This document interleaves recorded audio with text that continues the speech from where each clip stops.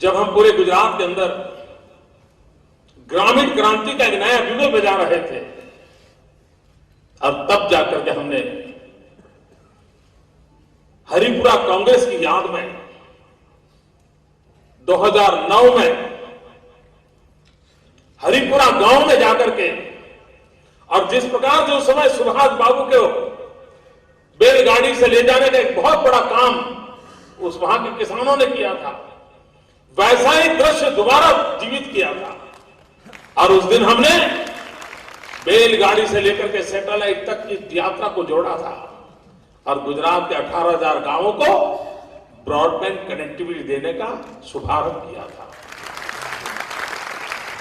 लेकिन अवसर हमने चुना था हरिपुरा को, सुभाष बाबू की उस घटना को, ताकि हर प्रगति के साथ इन महापुरुषों का हम स्मरण कर सके और उनके साथ जीवन से प्रेरणा ले सके। और भाइयों बहनों, मैंने उस दिन कहा था, मैं आज दोबारा दोहराना चाहता हूं, सुभाष बाबू के समय आवश्यकताएं कुछ और थी।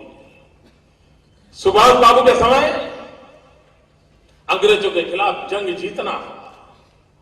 सुभाष बाबू के समय अत्याचार और जुल्मी शासकों को समाप्त करना आवश्यकता था। और उस समय सुभाष बाबू ने जो रास्ता चुना था, उस रास्ते के तहत उन्होंने देश के नौजवानों को कहा था, तुम मुझे खून दो, मैं तुम्हें आजादी दूंगा। यह नारा दिया था।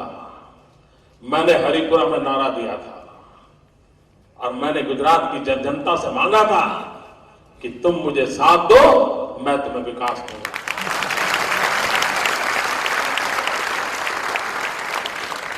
आजादी के समय लोग देश के लिए मरते थे।